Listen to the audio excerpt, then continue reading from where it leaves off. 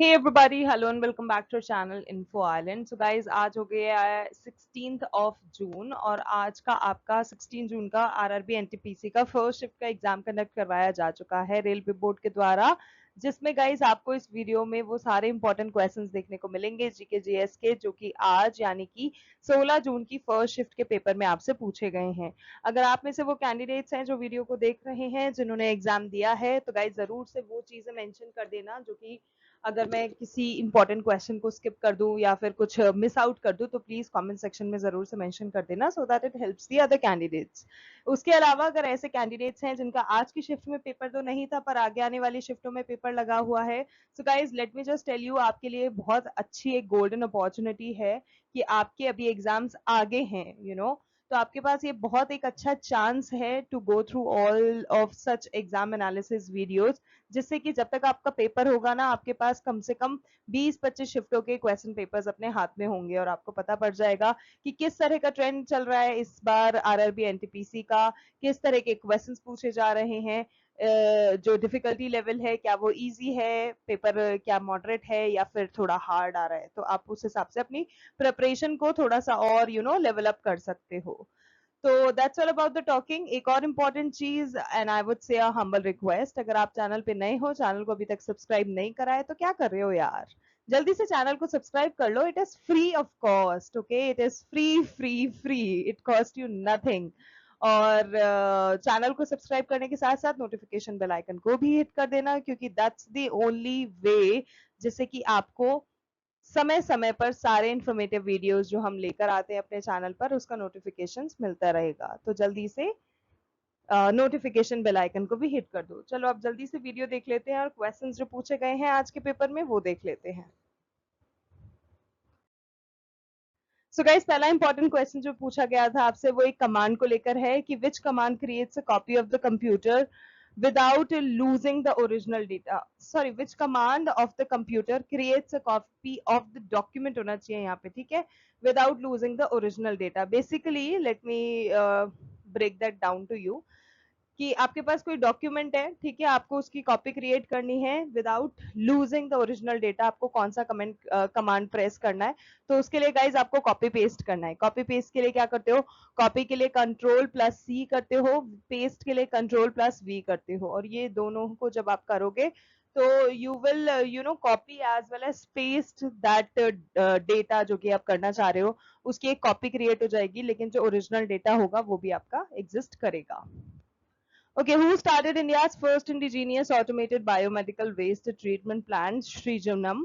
तो guys इसका correct answer है doctor Jitendra Singh. Okay, why food is kept in airtight containers? So guys, food को अगर हम चाहें तो हम ओपन भी रख सकते हैं, लेकिन उससे वो खराब जल्दी हो जाएगा, तो उसकी जो शेल्फ लाइफ होती है ना, उसको बढ़ाने के लिए क्या किया जाता है, उसको बड़ी बड़ी जो फूड कंपनीज होती है ना, वो एयर टाइटनर्स में रखती हैं और उसमें एक नाइट्रोजन गैस भी डालती हैं। तो वो क्यों रखा जाता है, जिससे कि उसकी जो फ्रेशनेस है और जो उसकी क्वालिटी है उसको प्रिजर्व किया जा सके और उसको बिगड़ने से, खराब होने से बचाया जा सके। सो बेसिकली जो फूड होता है that is kept in air tight containers in order to preserve its freshness and prevent spoilage. Okay, next question Bholenath Singh से रिलेटेड था कि जो भोलेनाथ सिंह है is related to which revolt. So guys, Bholenath Singh जो है वो रिवोल्ट ऑफ 1857 से रिलेटेड हैं। Okay, next question, which endangered species is facing extinction in the Thar desert? तो guys, थार डेजर्ट में एक ऐसी स्पीशी है जो कि समय के साथ लुप्त होती जा रही है, जिसका नाम है great Indian bustard. So guys, great Indian bustard is the correct answer. Okay, who is the 11th chairman of SEBI? SEBI as in Securities Exchange Board of India, तो आपको फुल फॉर्म भी पता होनी चाहिए। अगर हम बात करें उसके 11वें अध्यक्ष की, तो गाइस तुहिन कांता पांडे जो है वो उसके 11वें चेयरमैन हैं, और तुहिन कांता पांडे जो हैं उनको अपॉइंट किया गया है as the 11th chairman of SEBI, and उन्होंने अपनी पोजीशन को टेक ओवर कर लिया है माधावीपुरी बच से, जिनका सॉरी, उन्होंने जो अपना ये मतलब टेक ओवर करा है पोजीशन, वो माधावीपुरी बच का लिया है, जिनका टेन्योर खत्म हुआ है रिसेंटली फ्राइडे को। और जो तुहिन कांता पांडे हैं उन्होंने एम्फोसाइज करा है on the importance of trust, transparency and team work, की सिर्फ इन 3 फैक्टर्स के साथ वो काम करना पसंद करते हैं और वही चीज वो अपने एम्प्लॉय से एक्सपेक्ट करते हैं। Okay, Vidisha attack of 1292 is related to what? So guys, जो विदिशा इन्वेजन रहा है 1292 का, ठीक है, तो ये जो आक्रमण था ना, it was conducted by Alauddin Khilji during the rain of Jalauddin Khilji. तो जलाउद्दीन खिलजी का जब शासनकाल चल रहा था ना, तब अलाउद्दीन खिलजी ने इस विदिशा आक्रमण को 1292 में कंडक्ट करवाया था। और इस इन्वेजन के बाद जो अलाउद्दीन थे, उनको गवर्नरशिप दे दी गई थी कारा और अवध की। Okay, on whose advice does the president do the appointment of the governor and the lieutenant governor? तो guys, ये दो चीजों से होता है, या तो प्राइम मिनिस्टर की एडवाइस पे या फिर जो काउंसिल ऑफ मिनिस्टर्स होते हैं उनकी एडवाइस पे। So any of these two plays the role of appointing the governor or the lieutenant governor. तो अपॉइंट तो प्रेसिडेंट करता है, लेकिन जो प्रेसिडेंट होता है, he or she has to take up the advice of either the prime minister और the council of ministers. फिर उनकी एडवाइस पे ही वो गवर्नर को या लेफ्टिनेंट गवर्नर को अपॉइंट कर सकता है। सो आइदर प्राइम मिनिस्टर और council of minister is the correct answer. और जैसे कि अभी मैंने आपको बताया, जो गवर्नर होता है is appointed by the president of India on the advice of council of ministers. और जो अपॉइंटमेंट होता है, it aims to ensure the representation of the president in the state and facilitate the efficient functioning of the state government. Okay, which organization will collaborate with the African Union to create a vacation in March 2025? So it is World Bank. Okay, what is Pradeshtra in the Mauryan Empire? तो guys, Mauryan Empire के समय में जो head of administration होते थे ना, जो कि इसका करेक्ट आंसर है, जो हेड ऑफ एडमिनिस्ट्रेशन होते थे ना, उनको प्रदेष्ठ के नाम से जाना जाता था। Okay, next question. Which act required serving after being recruited into the foreign service? तो guys, वो जो act है वो है General Service Enlistment Act 1856.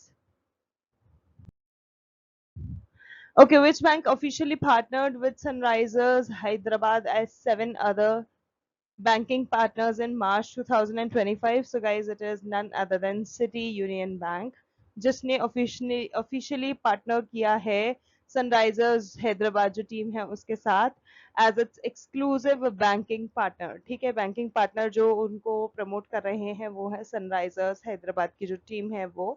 और ये जो स्ट्रैटेजिक कोलैबोरेशन हुआ है, it aims to provide SRH fans, players and staff with customized financial solution, exclusive offers, and enhanced digital banking services, of course. Okay, next question. A foreigner must apply to what in order to obtain Indian citizenship under Article 8? So guys, Article 8 of an Indian Constitution जो है वो ये ensure करता है कि जो इंसान है इंडियन ओरिजिन का, जो कि आउटसाइड ऑफ इंडिया रहता है, वो अभी भी अक्वायर कर सकता है इंडियन सिटीजनशिप, प्रोवाइडेड अगर वो मीटअप करता है कुछ क्राइटेरियाज और कंप्लीट करता है कुछ रजिस्ट्रेशन प्रोसेस, जो कि इंडियन डिप्लोमेटिक या फिर कंसुलर ऑफिसर्स होते हैं वो लगाए रखते हैं। तो अगर वो मीटअप कर लेता है वो सारी रिक्विजिट्स, उसके बाद वो इंडियन सिटीजनशिप का हकदार बन सकता है। Okay, recently an Indian leader was awarded the Grand Collar of the Order of Timor-Leste, which is the highest civilian award of Timor-Leste. तो किस बंदे या बंदी को वो टिमोर लेस्टे का जो प्रेजेंट कह रही हूँ, जो अवार्ड मिला है वो मिला है? So guys, the correct answer is जो हमारी इंडियन प्रेसिडेंट है द्रौपदी मुर्मू, उनको वो ऑनर दिया गया है that she is been awarded with Timor Leste as highest civilian award, जो grand collar of the order है वो। और उनकी जो विजिट है, it really marked the first presidential visit from India to Timor Leste. तो टिमोर लेस्टे में वो उनकी पहली विजिट थी और वो भी as a president of India थी।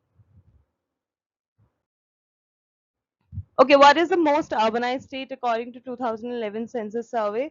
So guys, जैसे कि मैं आपको हर बार बताती हूँ कि 2011 की जो जनगणना से रिलेटेड क्वेश्चंस हैं, चाहे वो पॉपुलेशन से रिलेटेड हो, एरिया से रिलेटेड हो, डेंसिटी से रिलेटेड हो, सेक्स रेशियो से रिलेटेड हो, या फिर किसी और चीज से रिलेटेड हो, पर आपको वो सारी चीजें अच्छे से याद कर लेनी है, बिकॉज सेंसस सर्वे से रिलेटेड क्वेश्चन 100% पूछे जा रहे हैं।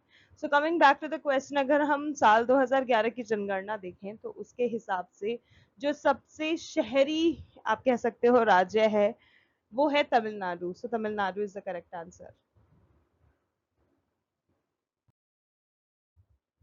अब हम बात करें अकॉर्डिंग टू 2011 सेंसस, तो गाइस जो यूनियन टेरिटरी ऑफ दिल्ली है that is the most urbanised region in India. ठीक है, अगर हम यूनियन टेरिटरी में बात करें जो कि अर्बनाइजेशन लेवल को 97.5% के साथ जीती है। हाउएवर अगर सिर्फ और सिर्फ स्टेट्स कंसिडर करनी है, यूनियन टेरिटरी की बात नहीं कर रहे हैं, then comes this Tamil Nadu, when Tamil Nadu is the most urbanized state with around 48.4% of its population living in urban areas. इसके अलावा जो percentage of population है which is living in urban areas in the other given state वो भी देख लेते हैं। ठीक है, तो दो important चीज देख लो अगर आपको पूछ लिया जाता है most यूनियन टेरिटरी के बारे में। ठीक है, मोस्ट अर्बनाइज्ड रीजन लेकिन यूनियन टेरिटरी, तो it has to be Delhi. लेकिन मोस्ट अर्बनाइज्ड स्टेट की अगर अपन बात करते हैं तो it has to be Tamil Nadu. ठीक है, इसके अलावा गुजरात की बात करें तो गाइस गुजरात में सिर्फ और सिर्फ 42.6% की जो पॉपुलेशन है वो अर्बनाइज्ड है। केरला में 47.7% है। महाराष्ट्र में 45.2% है। तेलंगाना में जो डेटा है वो थोड़ा सा कॉम्प्लिकेटेड है क्योंकि उसको सेपरेट स्टेट ही साल 2014 में बनाया है। तो साल 2014-2011 के बाद आया था, तो वी कैन नॉट से मच अबाउट इट। लेकिन अगर हम कुछ डेटा देखें तो आंध्र प्रदेश जो कि आज तेलंगाना है, तो अगर उनकी कंबाइंड देखें तो guys it is 33.4% of the population which is urbanised. Okay, how much GDP, which is gross domestic product, is expected to be raised by the end of financial year 2029? So guys, साल 2029 तक हम expect कर सकते हैं 6.5 से लेके 7% तक का हाइक देखने को मिलेगा। इन दी इंक्रीमेंट देखने को मिलेगा हमारी जो इंडियन जीडीपी है उसमें। सो 6.5 to 7%। Okay, what is NHRC? So guys, NHRC, we talk about the full form, so National Human Rights Commission।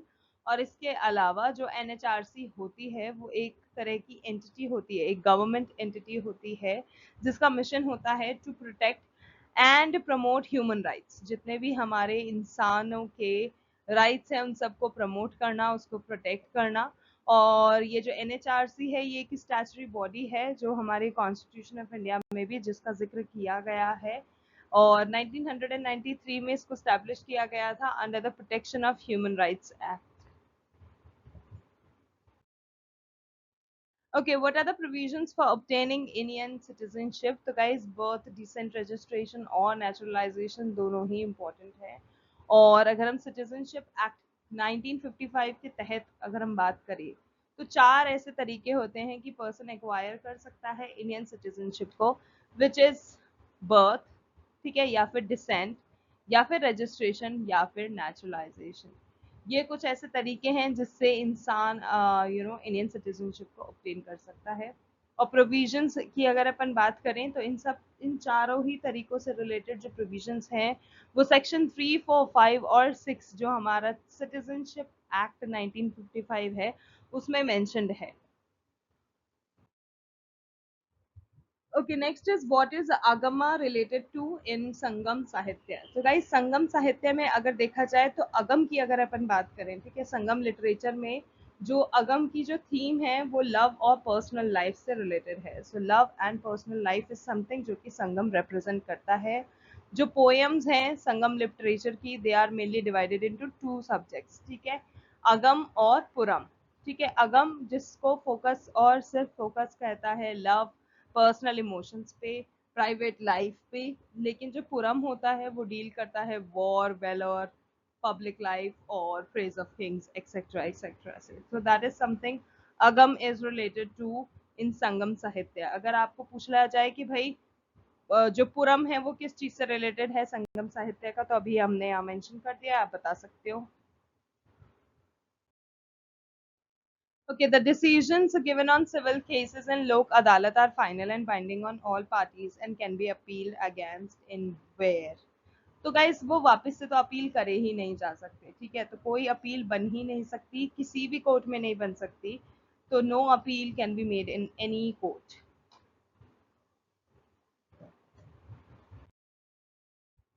Okay, what all states are located nearby Nilgiri Mountains? So guys, Nilgiri Mountains जो है वो 3 states से घिरा हुआ है, जिसमें तमिलनाडु, कर्नाटका और केरला शामिल है. Okay, which island is not related to Andaman and Nicobar Island? So guys, जो कवरत्ती आइलैंड है वो लक्षद्वीप से रिलेटेड है, ना कि अंडमान और निकोबार से. So Kavaratti. Okay, what is the shortcut key which is used for the contextual menu? तो guys उसके लिए shift plus function की 10 दबाया जाता है. जो context menu है, ठीक है, उसके लिए शॉर्टकट होगी आपकी शिफ्ट प्लस F10. लेकिन बहुत सारे कीबोर्ड्स में बॉटम रो में राइट साइड की तरफ एक ऑल्ट का बटन होता है और कंट्रोल कीज होती है, ठीक है, तो ये जो की है ऑल्ट प्लस कंट्रोल, ये भी आप यूज कर सकते हो if you want to context the menu shortcut. Okay, which shortcut key is used to insert hyperlink in MS Word?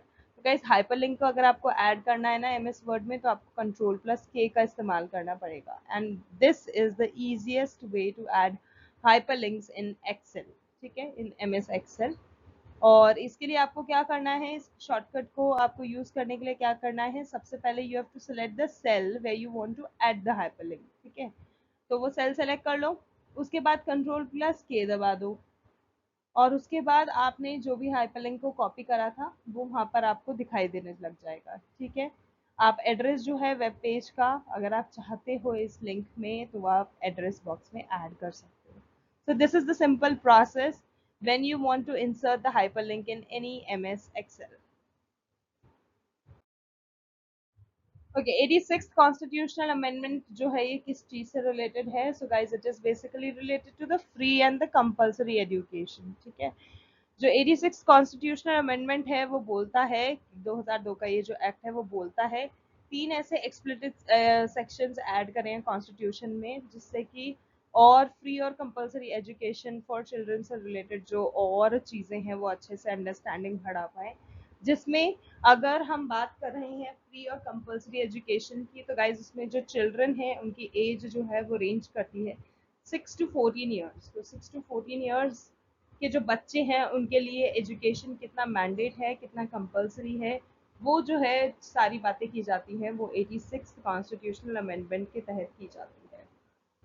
So free and compulsory education for children between age 6 to 14 years as a fundamental right.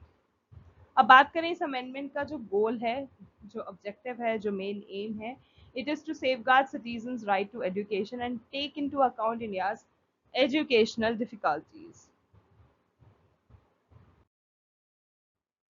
Okay, इसके बाद आपको 101 का भी पूछा गया था कि जो 101वां जो कॉन्स्टिट्यूशनल अमेंडमेंट एक्ट है ये किससे रिलेटेड है? तो गाइज ये जो है ये इंडिया की जो टैक्सेशन फ्रेमवर्क है उससे रिलेटेड है. Now when we are going to be talking about India's taxation framework, तो गाइज जीएसटी की बात कैसे नहीं होगी, वो भी हम आपको बताएंगे. तो बात करें फर्स्ट 101 एज इन 101st जो constitutional amendment represent a fundamental structuring of India's taxation framework, ठीक है, जो कि स्टेब्लिश करता है एक यूनिफाइड नेशनल मार्केट, किसके through? GST which is goods and services tax, उसके थ्रू. अब ये क्या करता है, ये बैलेंस कर देता है सेंट्रल और स्टेट की जो पावर्स होती हैं while creating institutional mechanisms for coordination and dispute resolution. तो ये जो है ये आपका 101वां जो कॉन्स्टिट्यूशनल अमेंडमेंट है वो इस चीज से रिलेटेड है. Okay, who is the female director nominated from India at the Golden Globe Awards? तो it is Payal Kapadia. And उनको ये जो अवार्ड है उनकी मूवी को डायरेक्ट करने के लिए मिला है, which is all we imagine as light, जिसमें बेस्ट डायरेक्टर का उनको अवार्ड मिला है. ओके, एमएसएमई यानी कि जो माइक्रो स्मॉल और मीडियम एंटरप्राइजेस होते हैं, ये दिवस कब मनाया जाता है? हाँ, हर साल की मतलब किस दिन को मनाया जाता है? सो गाइज MSME का ये जो दिन है ये 27 जून को मनाया जाता है, 27 जून। Okay, who is known as अफसाम केसरी? तो गाइज आप जो अंबिका गिरी राय चौधरी हैं, जिनका जन्म 1885 में हुआ था और देहांत 1867 में हुआ था, वो एक Assamese poet, lyricist, singer, powerful pros writer, news worker, magazine editor, patriotic worker, social worker, and the leading freedom fighter of India's freedom struggle. So now you can have a look कि अंबिका गिरी राय चौधरी जी जो है वो किस किस चीज से related है। And because उनको आसाम के इस this is the reason why उनको आसाम केसरी के नाम से भी जाना जाता है, और उनको as a president of Assam Sahitya Sabha भी इलेक्ट किया गया था 1950 ऑफ मार्गेरिटा सेशन में। Okay, according to census 2011, which state is the highest sex ratio of scheduled tribes? तो guys जो sex ratio है which is amongst scheduled tribe वो है 990 females per 1000 males, ठीक है, जो कि एक significant role play करता है और significant increase भी है 978 से 2001 में बढ़ी है, ठीक है। अब बात करें कि कौन सी ऐसी स्टेट है जिसका हाईएस्ट सेक्स रेशियो रहा है, वो गाइस हम बात कर लेते हैं मध्य प्रदेश की। जो मध्य प्रदेश है ये has topped the chart and has taken the highest scheduled tribe population bye 14.7%, और जो मेघालय है फिर उसकी सबसे कम है which is 2.5%। Okay, the dimensional formula of pressure is what's, which is P is equals to F by A, या फिर आप ये फॉर्मूले का भी यूज कर सकते हो, it is also of pressure. जिसमें guys if we talk about the dimensional formula ना, तो डायमेंशनल फॉर्मूला बेसिकली क्या होता है, it is the expression which shows how and which of the base quantities represents a physical quantity, ठीक है, कि एक बेस क्वांटिटी एक फिजिकल क्वांटिटी को कैसे रिप्रेजेंट करती है। प्रेशर की अगर आप बात करें तो प्रेशर जो है it is the force acting perpendicular on a unit area of the object. इसकी एसआई यूनिट की बात करें तो m/n² होती है, जिसको हम पास्कल भी बोलते हैं। ये एक तरह की स्केलर क्वांटिटी है। और प्रेशर की हम फॉर्मूले की बात करें तो it is force by area which is equal to mass into acceleration, और फिर एरिया जब आप निकलते हो तो आपको मिल जाता है ml-1 t-2। इसके अलावा guys work, force, acceleration, pressure तो आपने देख लिया, इसके अलावा वर्क, फोर्स और एक्सेलरेशन जिससे रिलेटेड भी क्वेश्चन पूछे जाते हैं। सो गाइस वर्क की अगर अपन बात करें तो work is when a body is displaced by applying force on it, ठीक है, फिर work is said to be done. इसकी एसआई यूनिट की बात करें तो इट इज न्यूटन मीटर और जूल कह सकते हो आप, या फिर सीजीएस यूनिट जो कि ईआरजी होती है। ये एक स्केलर क्वांटिटी है और 1 जूल जो होता है इट इज 10/7 ईआरजी। और वर्क की फुल फॉर्म की बात करें तो again force into displacement which is ml-2 t-2। Now we talk about force. So guys, force is any action which causes pull or push on a body. ये एक vector quantity है, scalar नहीं है, और इसकी एसआई यूनिट न्यूटन है and the CGS unit जो है वो डाइन है। और जो न्यूटन होता है वो होता है 10/5 डाइन। और फोर्स जो फॉर्मूला है that is mass into acceleration. At last, we are going to be discussing about acceleration, जो कि एक time rate of change of velocity of a body, इसका मीनिंग होता है। ये एक वेक्टर क्वांटिटी होती है, इसकी एसआई यूनिट मीटर पर सेकंड स्क्वायर है। और एक्सेलरेशन की अगर अपन फॉर्मूले की बात करें तो it is velocity divided by time. So that's it guys, those were the very important GK/GS questions जो कि आज यानी 16 जून की फर्स्ट शिफ्ट के आपके RRB NTPC के पेपर में पूछे गए हैं। If you guys like the video, found it informative, then don't forget to like, share and subscribe to our channel Info Island, because this is the only platform जहाँ पर आपको समय समय पर इस तरह के informative videos मिलते रहेंगे। So आज के लिए guys बस इतना ही। Thank you so much for watching, thank you so much for your time, we will see you in our next video। तब तक के लिए all the very best to all the candidates and much love to all of you all। And yes guys, subscribe कर लो और सारे exam analysis videos देख डालो।